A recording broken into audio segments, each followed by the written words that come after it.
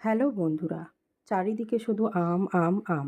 তো আজকে আম দিয়ে আমার একটা খুব ট্র্যাডিশনাল রেসিপি টু ইজি ওয়েতে। তো প্রথমত মাছগুলোকে আমি ফ্রাই করে নিয়েছি। এরপর নিয়ে নিলাম কড়াইয়ে সর্ষের তেল, তারপরে পেঁয়াজ রসুন কাঁচা লঙ্কা পেস্ট করেছি। এরপর দিয়ে দিলাম হলুদ গুঁড়ো, স্বাদ মতো লবণ দিয়ে আমি কিন্তু কিছুক্ষণ কষাতেই থাকবো যতক্ষণ না তেল রিলিজ হচ্ছে। তো এরপর আমি কেটে রাখা আলুগুলোকেও দিয়ে দিলাম। মশলার সঙ্গে ভালো করে এপিঠ করে কষাতেই থাকবো, কারণ যে কোনো তরকারি ভালো করে কষানো না হলে তার কিন্তু স্বাদটা আসে না।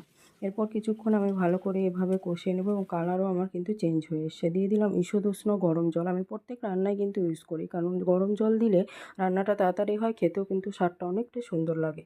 এরপর দিয়ে দিলাম আমি কেটে রাখা আমগুলোকে এবং ফ্রাই করা মাছগুলোকেও দিয়ে আমি কিছুক্ষণ এভাবে রান্না করে নেব।